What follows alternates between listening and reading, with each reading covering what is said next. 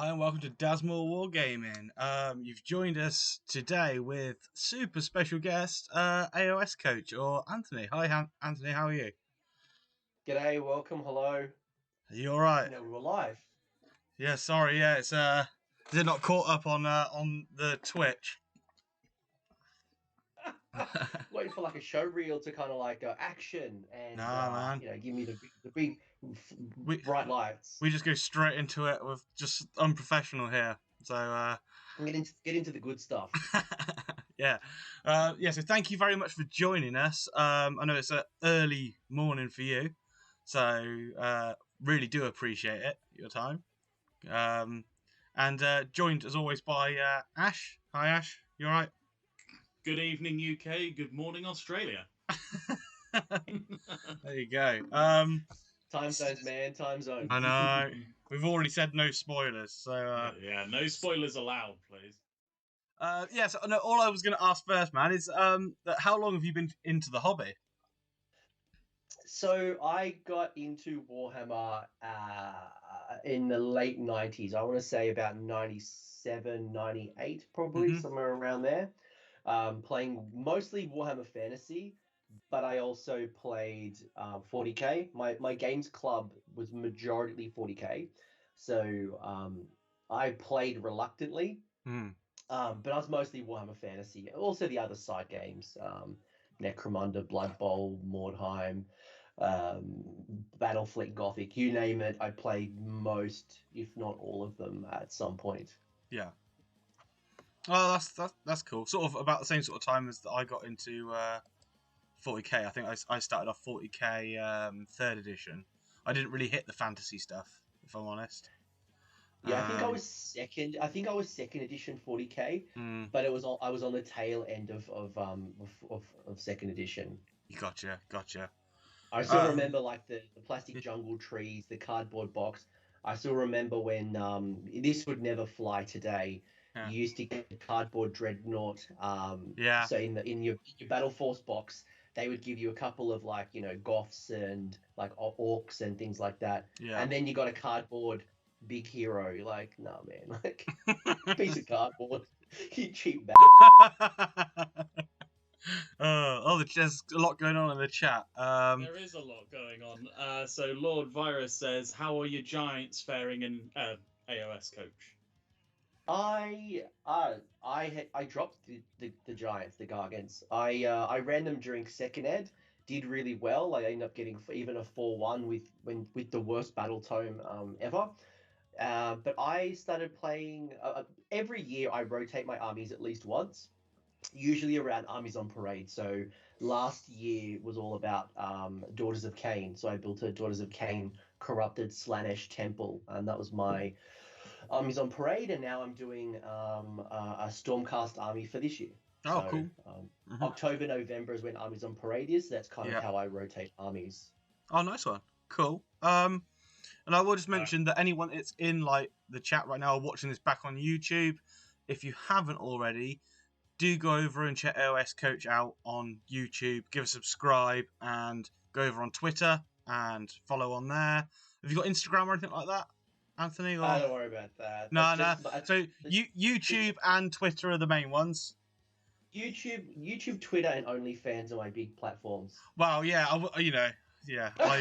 I do love your OnlyFans. My Thunder Down Under Battletime reviews. Yes. But no, I will in the YouTube video. I'll link everything in the description anyway. Do go and check it out because I love watching the content, man. I learn a lot of my AOS stuff like through your videos and some of the guests you have on as well. So, thanks. Yeah, definitely go check it out. I don't even need my questions. I don't even need my questions. Yeah, the Nevermore does ask, what's your favourite AOS faction at the moment, Coach? So my favorite of all time would either be Cities of Sigmar or Gloomspite Gitz, and now I'd probably say Daughters of Cain. I'm doing Stormcast at the moment, so I'm kind of getting deep into Stormcast, converting up my own little chamber. So I'd probably say Stormcast, but Cities of Sigmar is always like hands on heart, the #1 faction. Hobby Hut Wargaming. Hi, Darren. Recently started listening to Aos Coach's podcast. Great listen. No, thanks, mate. Glad you're Uh, enjoying it. I feel like I've missed a few comments. I think it's Chaos Gotrek talking to Lord Virus. Yeah, maybe. it's all chat amongst themselves there, so don't worry. Yeah, talk about skeletons, new skeletons, and things like that. Oh, here we go. Right, well, these seem all like aimed at me, but okay. How did Troggs fare in 3rd edition? I mean, obviously, Troggoths are my main army, so I run like a whole Troggoth list. I've had quite a few games with them, and they do all right. They do all right. I mean, what I found is that they have like,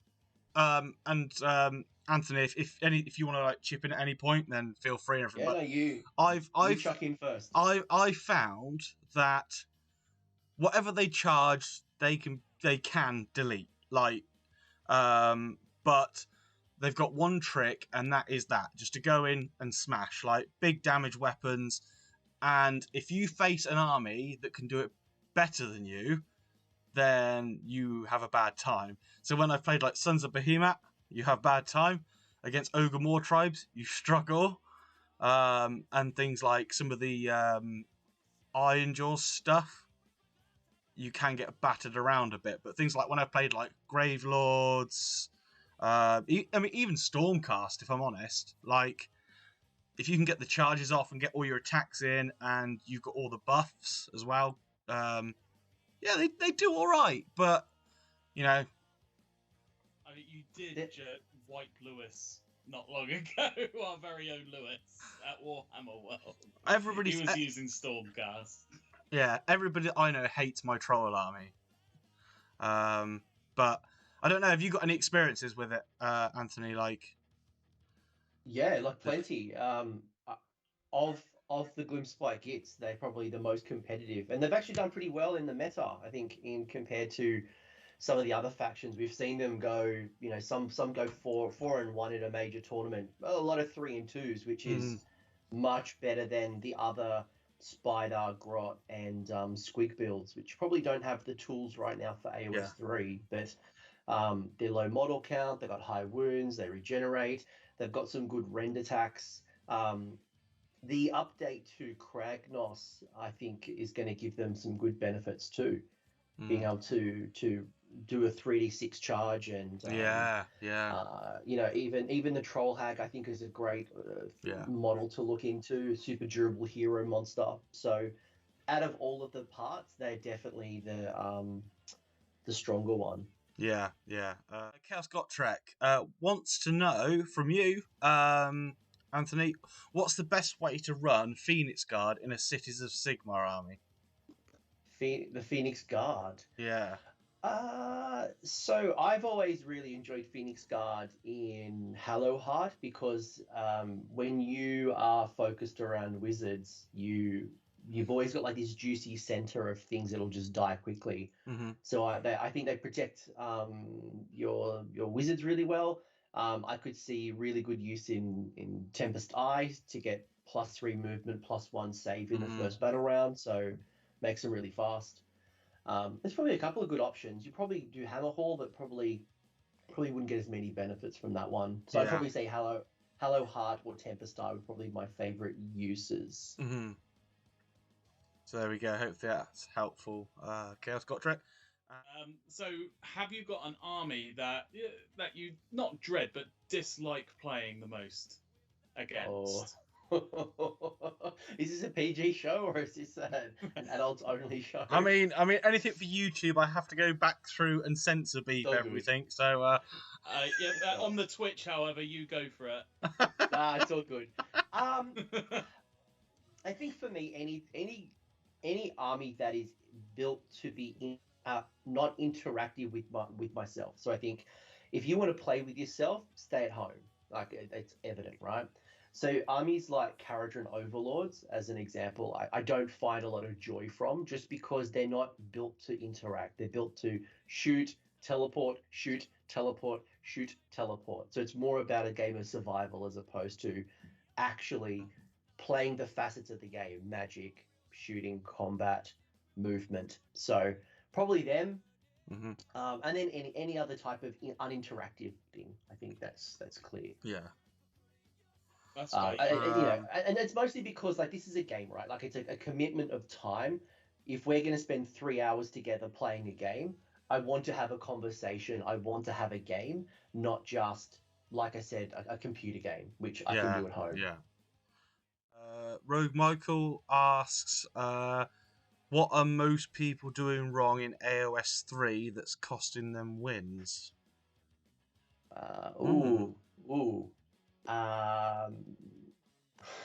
Good question. I think it's some of the movement shenanigans. I think people get caught up into combat fever. They get bloodlust and they fail to retreat. They fail to redeploy. They fail to look at options that aren't just kill your opponent. And I think AOS 3 has been good to get people to think about the objectives and thinking about a bit more about some of that interactivity. But at its core, Age of Sigmar is a movement game, not a game of any other phase. And I think we overlook the movement part of the game too much. Yeah. So not playing to objectives, more charging up and then trying to kill something is the issue. I think people get excited about they want to shoot things off and kill things off. And like sometimes when you shoot an opponent, right? Let's say, perfect example, let's say you're Fellwater Troggoths, right? They're in range to do some shooting before they charge. Mm-hmm. But if I kill some of the units in my opponent's army, I've potentially made my charge harder. Yeah. Mm-hmm. So maybe the better option is don't shoot to make the charge easier. Or it could be, look, I'm in combat. Actually, the better choice would be is to retreat out of combat and get onto the objective, put more models on the objective, or prepare potentially if I lose the priority role, or what's going to happen. So maybe I need to reinforce as opposed to just kill a couple of models. Yeah. So it's that movement part that I think people just kind of get into autopilot that actually costs them probably a lot of games. And obviously, and deployment's probably the other big one. Yeah. That's fair. I fall trap of that one as well, deploying wrong. That is one. Let's go. Yourself on the back foot. Like, with deployment, you put yourself on the back foot. Because if you put your units out of position, or if you don't think about them in relation to the measurement, or Dazza, you mentioned it earlier about Iron Jaws. Yeah. If you deploy models away or you stretch your force out, you've made your opponent's strategy a lot harder. So, but we get into, again, autopilot of just these are the things that I want to do. Yeah. I think this does lead on to one of the questions that sort of I had that I want to just talk about briefly, is what you sort of think of AOS 3 so far, in regards to what it's done to the game, the positives, any negatives, things like that. Just your general thoughts on it. I think the game overall is much healthier. I think I've enjoyed 3rd edition more than 2nd. There's still a lot of things I've got to work on. There's clearly an imbalance. Between armies, and I don't want a battle force box. I don't need Fire Slayers versus Unearthed. I need you to ramp up those books. I need you to get Gloomspite Gits and Skaven and Beasts of Chaos and Khorne and Slaanesh. I need you to pump out those books, so there's not it's not unfair, right? There's clearly a bunch of armies that are really, really doing well. Yeah. And then there's the rest of us kind of like treading water, just hoping to get a couple of wins. So, and I say that on behalf of Gloomspite Gits and some of these factions. Yeah. So, I think for me, we've got to get these armies back up into Age of Sigmar 3, because the way it was built for 2nd Ed is not the way we play in 3rd Ed. No, I'm enjoying 3rd a lot more. I think it brings a bit more of a there seems more strategy involved, and like you said before, it's a bit like go for the easy victory points. Do you know what I mean? Because there's victory points to be gained other ways. Like in the current General's Handbook, slaying a behemoth. Is it a behemoth or a monster? One of the two. You get a victory point for that, don't you? I think. Like your grand strategies and your other bits and pieces like that. So it's picking things like that in the right order, isn't it, as well? So the grand strategy is the one at the very end, isn't it? You achieve at the very end. Correct. Yeah. And the ones that your overall goal is. Yeah, and the ones that you pick each turn is your battle tactics. Yeah, those. Yeah, it's picking those in the right order to suit your army, like what's achievable, and picking the. Because you can't, like, if you fail at one turn, you can't pick it again, and have another go at it. You've really got to plan that out to maximise those VPs. So I think, like you said, that does connect onto what you said before about, a lot of the things from AOS 2, which is like just wanting to get into combat, just wanting to get into the scrap and the fight, and like maybe walking away or charging away from some easy victory points. Plus your secondary incentive. So in second edition, most tournaments would rank you by first win and loss. Mm-hmm. Then secondly would often be kill points. That would be, the more of your opponent you killed, the bigger the score you would rack up. So it was incentivizing you to get the kill points. But now it's about scoring your grand strategy, your battle tactics. So it's also denying your opponent. And this is kind of where redeploy, as a perfect example, is to stop your opponent scoring that battle tactic.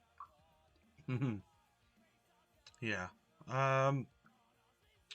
Hobby Hut Wargaming just asked, do you play any other game systems other than AOS? I play a lot of other game systems, but I also find, from a miniature wargaming perspective, I just focus purely on AOS. I prefer computer games and other interests outside of other board games. I played Blood Bowl, and probably Frostgrave is probably the things that are probably closest to my heart. But when I'm not playing Age of Sigmar, and I'm not playing something, a small game, Warcry, Underworlds, things like that, it's usually a computer game or something that's non-miniature related. Ordam in the chat says that I think grand strategies and one-drop battalions need to go. Otherwise, third is awesome. I don't mind them, actually. I think grand strategies are okay. I had my first game at Warhammer World on your birthday, Daz, and I loved them. I thought they were brilliant. Yeah, I don't see the issue with them. I think I don't know. This might be a bit controversial. I don't know, but I'd rather see universal artifacts. Click this, folks. Yeah, you might want to record this one. I would rather see universal artifacts go.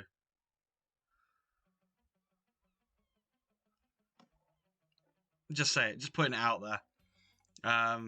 That's like the Diet Coke controversy. Well, no, I was only saying it. So I was saying it today to Dan. I was saying that, and it's like you said with the books. Like, if they could just give us books now with the new 3rd edition books, like they've stripped it back now, so there's not so many choices on things. It's like 3 artifacts, but they're belters. Do you know what I mean? There's not necessarily anything particularly rubbish, and it's nice not having the obvious choice. So people running similar lists are going to pick different things. I understand why people with older books might see universal artifacts as, oh, that's way better than anything I've got in my book, so I'm taking it.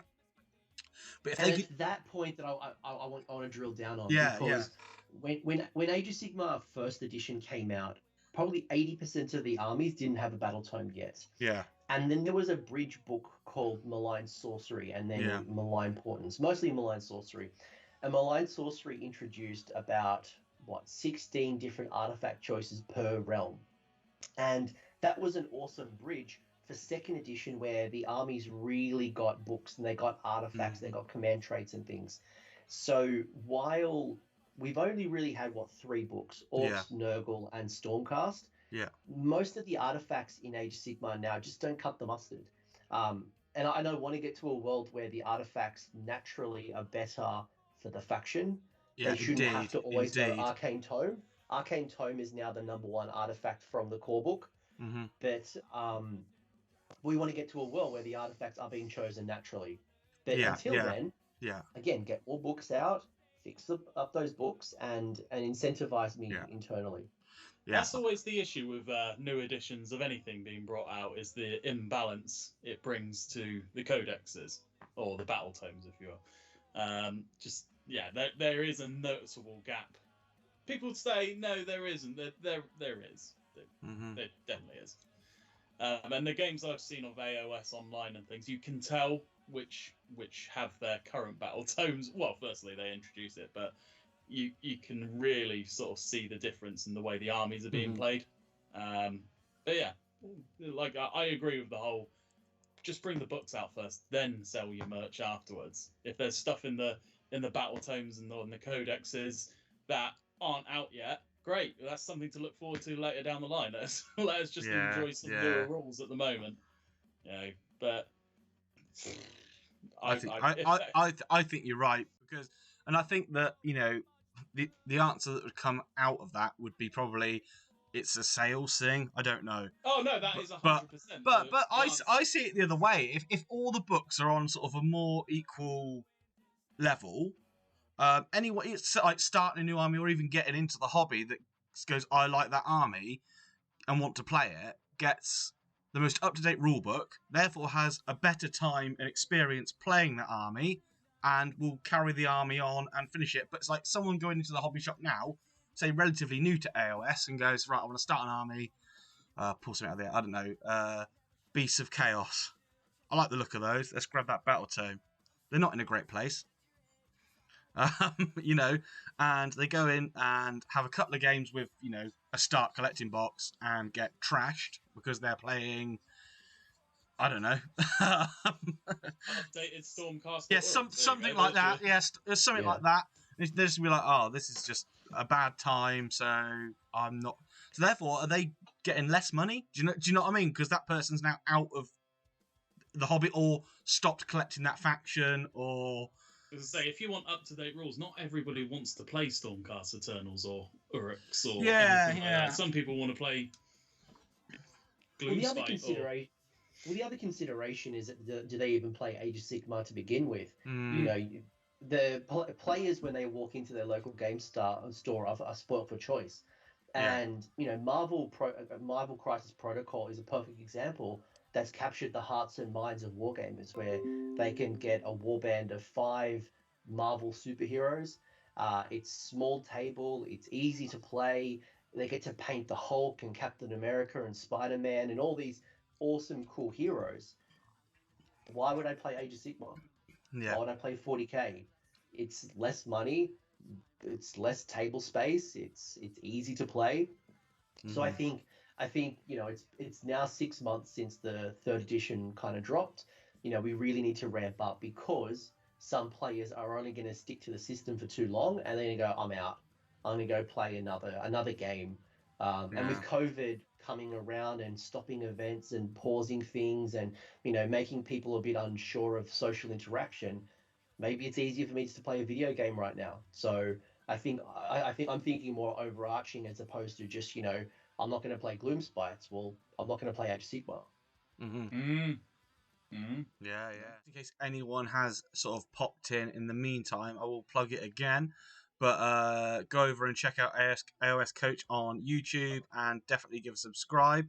You know what? I'm going to plug myself as well. Go to Daz and Wargaming. Yeah, go over to Daz and Wargaming as well. It doesn't cost anything to subscribe over on YouTube, so do both. It helps. It's all about building that community, wargaming community, and there's some great content creators out there. And but yeah, go and check out AOS Coach, because you learn a lot, and I love having just those videos on just while I'm painting and doing my hobby. So soak up all that information. Well, the goal is to expose you to other people, and you might not agree with everybody, and I never try to claim that the channel is the silver bullet. When I have a Gloomspite guest and I have the Trog boss Stu on, and he talks about Troggs, I'm not telling you this is the one and only way to play Troggs. Yeah. It is a conversation starter. And if you agree with his approach of going Dankhold over Fellwater, and he likes to ally in Squigs, and you're like, I prefer Goblins, or I don't want to ally at all, cool, you do you. But at least Yeah. you're getting new ideas as opposed to Yeah.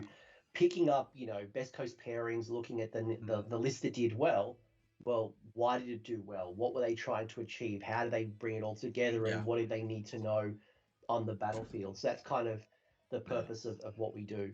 I love those sort of conversations though, like stuff that just makes you question things, things that you thought was just the norm on things. So like things that were considered, I hate the word, but auto includes for armies.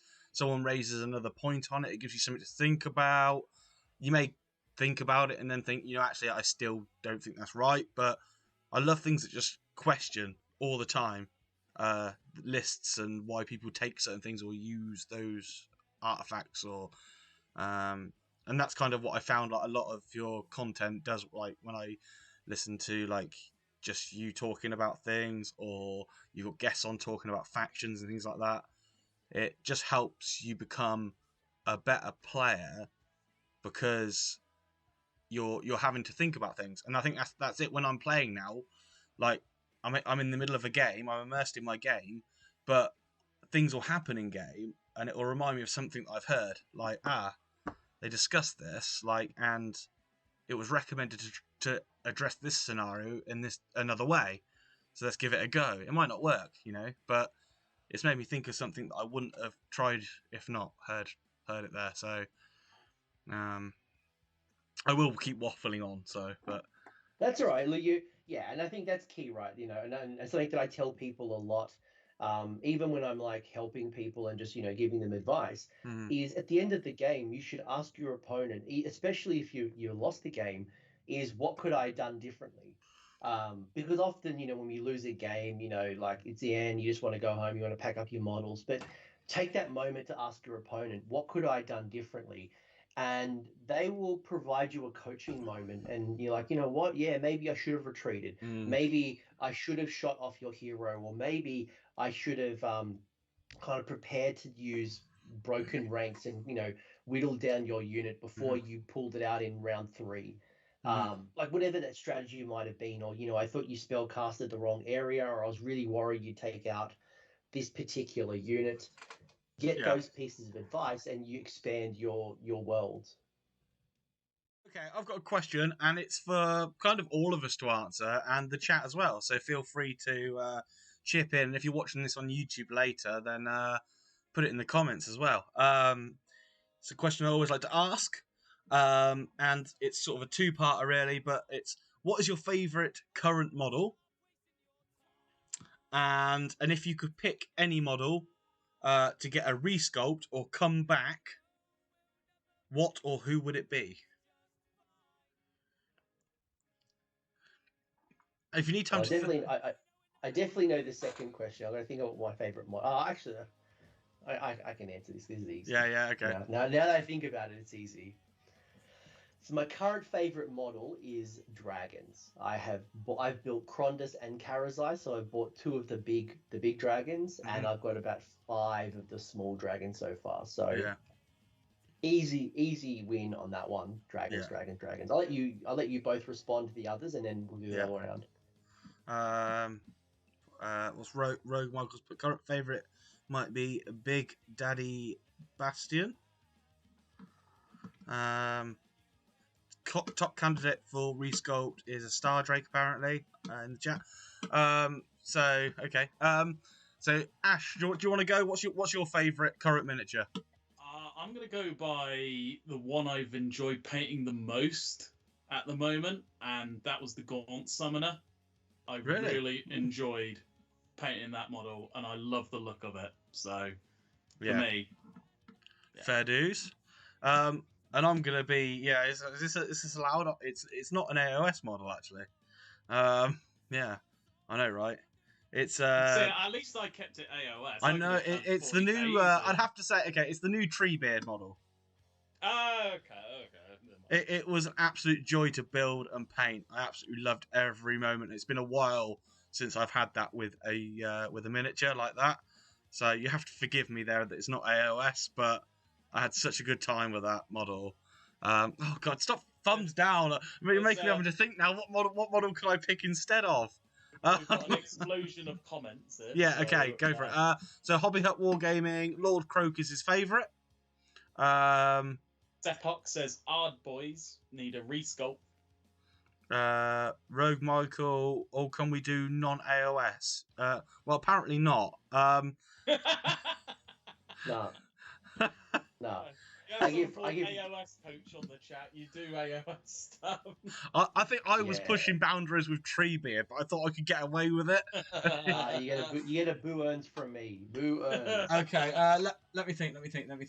Oh, as long as you ask this question to your next guest that might be non-AOS related, and you drop an AOS sculpt on them, I think it's only fair with reciprocity. Yeah. Yeah, that's fair. I'm still trying to think of my favourite sculpt. Then, if it's not Treebeard, what have I painted that's AOS that I really really enjoyed? My favourite one of yours, Daz, is your giant with the cow on the back. Oh, the Bone Grinder Gargant. That's it. That's got the cow on the end of a stick as a weapon. It's got that's got a clown face as well. Yeah. No, that's a cool Forge model. Yeah, it's cool. He's I a don't know. goofball. He is a goofball from a time that was when Warhammer was full of goofy English humor.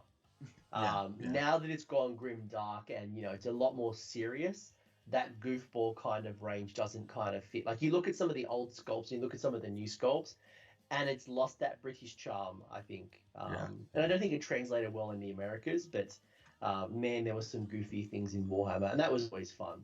Monty Python style.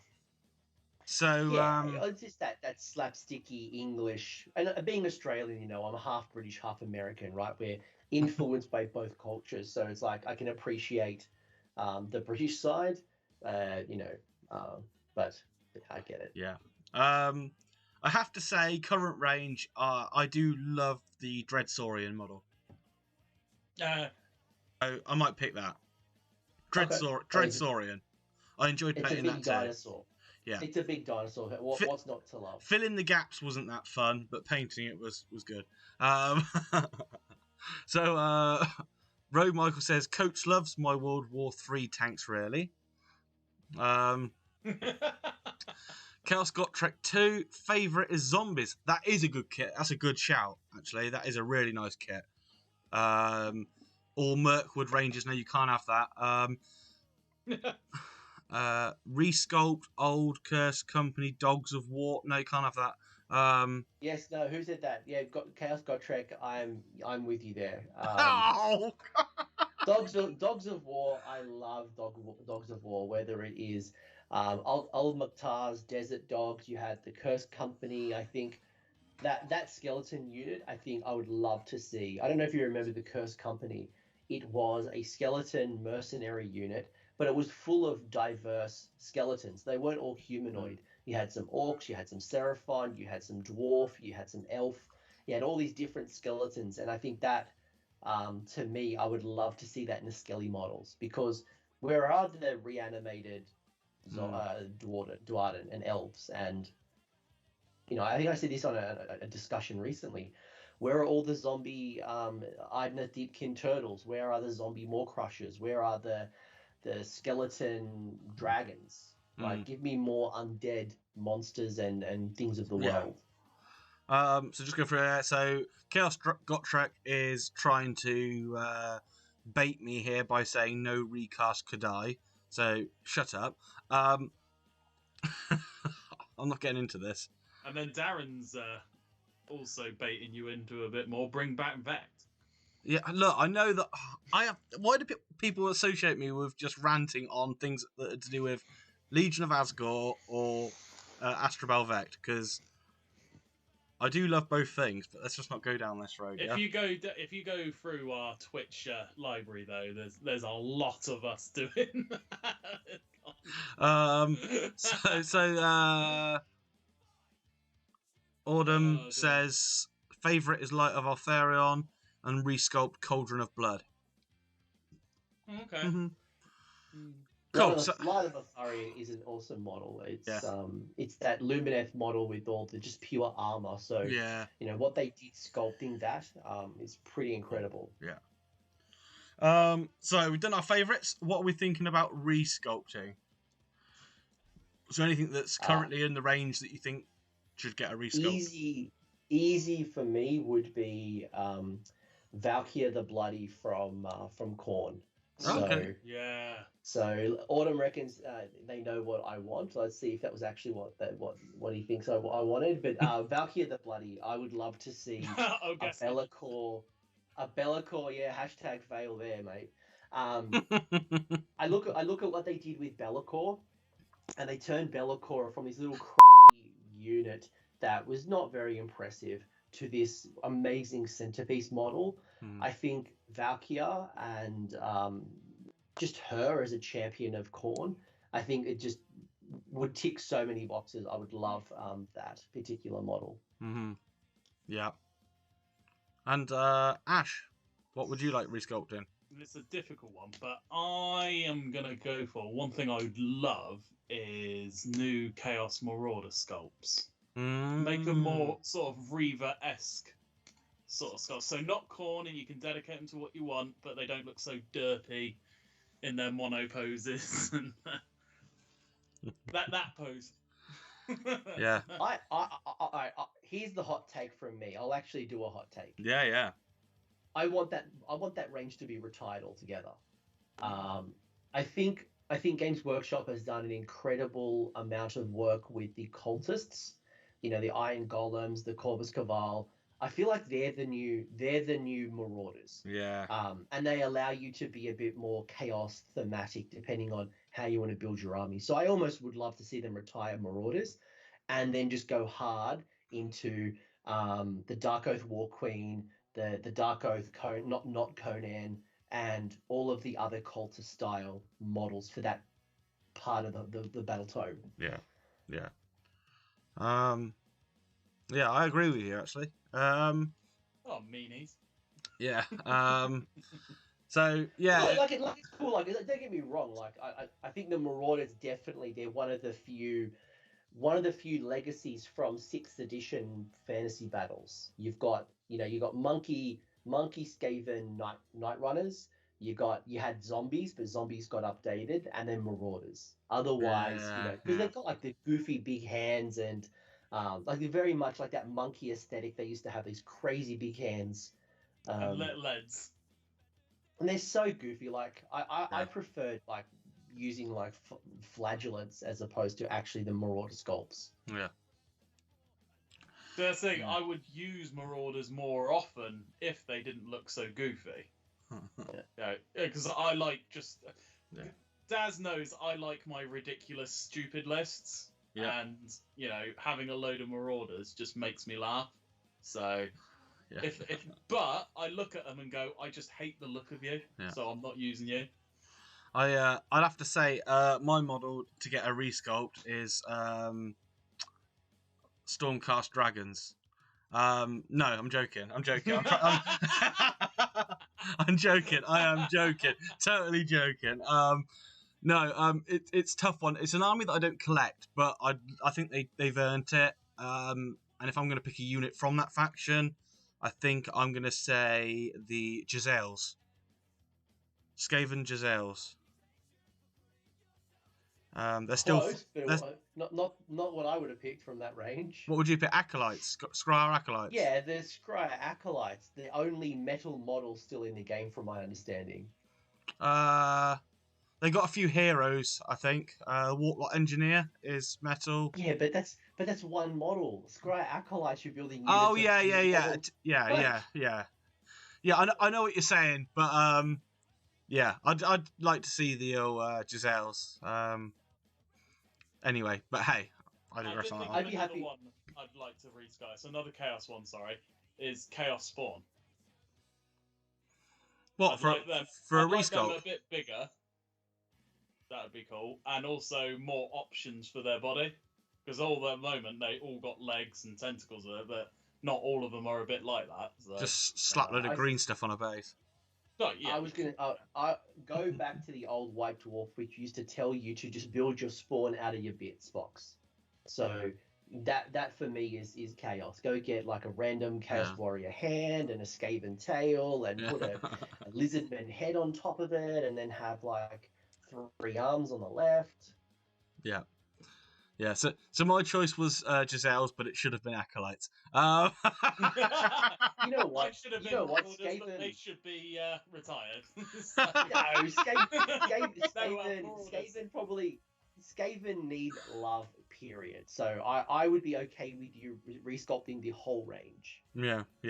It's difficult to pick because they deserve it. They deserve some love, like, massively. Okay, so we'll go on to... Okay, let's do it as well. Let's do if a model can come back into range with a new sculpt, and what would it be? This is where Autumn's question... What Autumn thought I was going to say is literally what I'm going to say now. Right, okay. Now, Autumn is just living in the future with me in Australia. So the War Altar of Sigmar is the hands-down model that I think Games Workshop was crazy to drop. Mm-hmm. So for me, War Altar of Sigmar, don't even resculpt it. Just re-release the bloody box. Give me Volkmar the Grim. Let him lead the Order of Sigmar and go smite these chaos people. In the name. So cool. And Ash, you got a choice? Forsaken. Chaos Forsaken. They drop those and just... Fair enough. Or Chaos Ogres. Ah. Because they were a thing. Yeah, so were Chaos Trolls, actually. I remember Chaos Trolls now, yeah. Yeah. Crazy. Chaos Ogres, Chaos Trolls. I was kind of secretly hoping for this to happen on the build-up for Soulblight Gravelord, so I don't think it's going to happen at all now, ever. But I would love a resculpt and Zachariah the Ever-Living to come back on a big zombie dragon. But, yeah, I don't know. Fingers crossed there's a sculpt for it in Old World. To be honest, out of Old World, I don't know. Again, is this a bit wishlisty? I don't know, or is it reasonable to think so? What I want, and I'd be really looking forward to it if they did, is do a similar thing to what they do with the Heresy with the character series.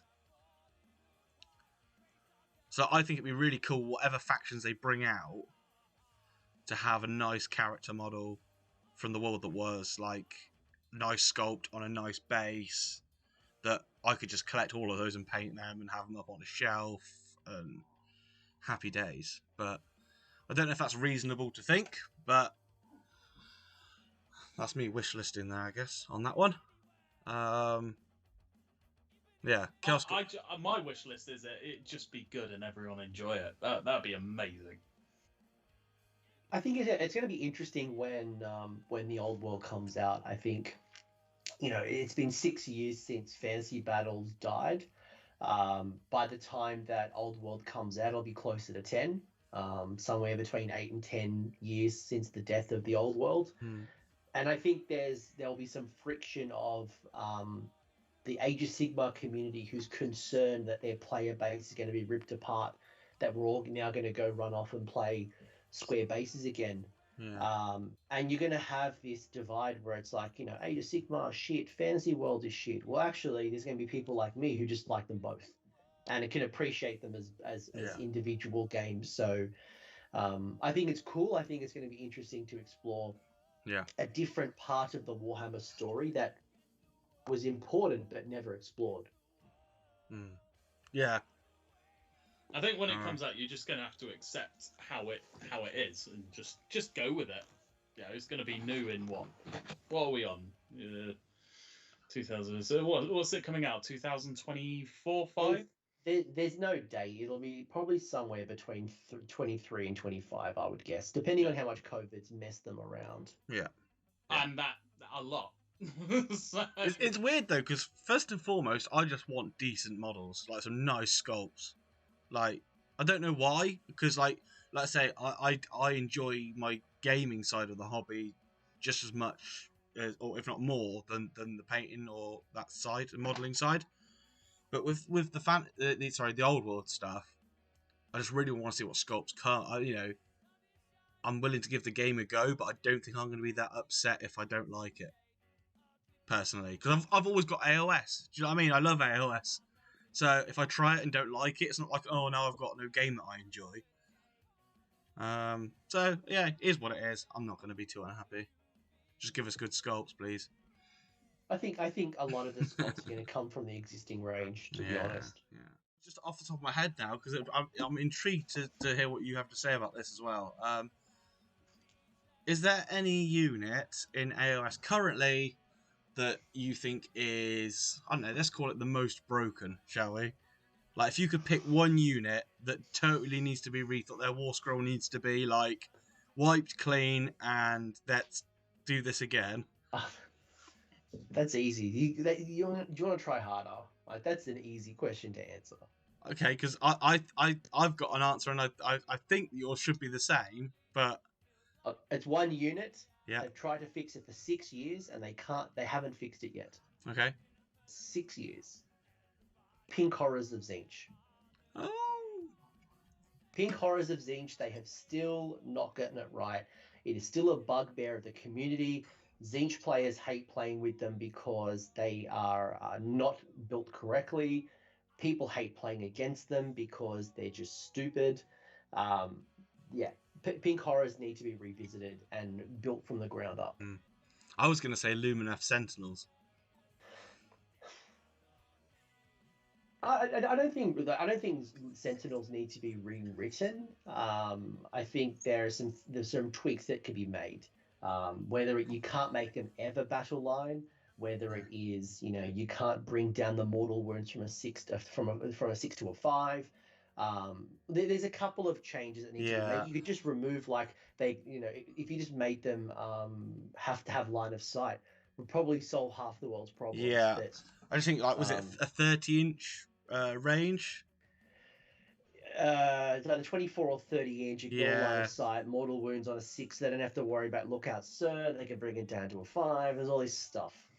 There's definitely issues there though, and it's horrible to sort of play against. It's because a lot of time you can't do anything about it. You just got to accept that you're going to get shot at every single time. But hey, that is what it is. The problem with Pink Horrors is that it's a unit of 10 that gets 50 wounds because they split into blues, they split into brims. So they're a tar pit of wounds, and if you point them too aggressively, then you can't play with them because there's just too many points. But if you underpoint them, then they become abusive, and now you have 200 wounds on the table that you just can't get through. So there's this weird balance that they need to be revisited significantly. Yeah, I wouldn't have thought about that, but I guess it's because I don't have much experience playing against them, to be honest, or using them. So I wouldn't have thought, but I've heard a lot of people say that. So basically, the problem is that you get 10 models in a unit for 230 or 250 points. So imagine you've got 3 units of these 10 pinks. But when a pink horror of Tzeentch dies, it turns into 2 blue horrors. And then when that dies, they turn into a brimstone horror. So essentially, for 10 models, when you accumulate the splits, it's 50 wounds in that unit. So it becomes quite it's a lot of wounds, especially when the banner and you can regenerate models as well. See, people would use that's very points heavy. But for 50 wounds, it's quite cheap. It's great value. It's better value than goblins. Yeah. A lot of people look at on face value, don't they? It's like, oh, it's 10 model. If they don't really think about it, guys, come on, that's 50 wounds in a unit that someone's got a chip through. Who can just sit there and hold objectives pretty much for the whole game with 50 wounds if you're not dedicating a lot to it. So. I agree. from all your games of AOS you've had, has there been like a moment or a story you could tell that's like been like one of the highlights that always sticks in your mind, like whether for comedic value or just epicness or just crazy things happening in a game? Yeah. All right, so probably my favorite moment that I can think of is I was playing my Gloomspike Gits and I was up against a Sylvaneth list. And what I did was I had a unit of 5 Fanatics and they charged into Alariel the Everqueen. So Fanatics do D6 attacks and I rolled four sixes and a 5. And I ended up doing like 30 wounds from these Fanatics into Alariel. And I was at the bottom of the turn, and I won priority going into the next turn. Yeah. And then those same 5 Fanatics, because they killed Alariel outright, charged into Durthu and killed Durthu with like 27 attacks. Wow. So I rolled hot again with those dice. And they killed some Kurnoth hunters as well, but this unit of Fanatics just went on an absolute rampage with the hottest dice rolls I've had in probably my history. Wow, that's epic. best 140 Yeah. 140 points I spent. I reckon I killed 1,000 points with these 5 models. Yeah. In 2 rounds of combat. Yeah, that's awesome. Yeah, it was pretty crazy dice rolls, but that happens, and then there's times where the most basic dice rolls just completely fail. Yeah. So it's that. So I just want to thank everyone in the chat who's hung out with us and asked some awesome questions. I want to thank Ash as always for being my sort of helping hand on the channel. So thank you, Ash. Co-host, a helping hand. Helping hand. My helping hand.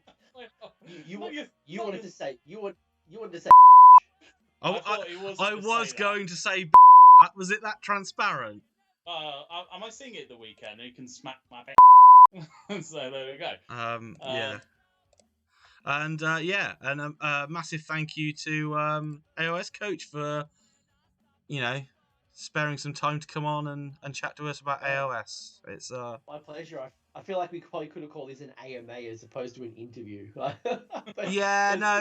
They never really are. I always say like interview type thing, but it's it's quite laid back, I just find it easier that way. That was cool. It was cool. It was great to chat to you both, and hopefully everyone's excited to play Warhammer and Age of Sigmar, and everyone's had a good Christmas. Yeah. Indeed. So thank you very much, everyone, and until next time, happy hobby all. Bye-bye.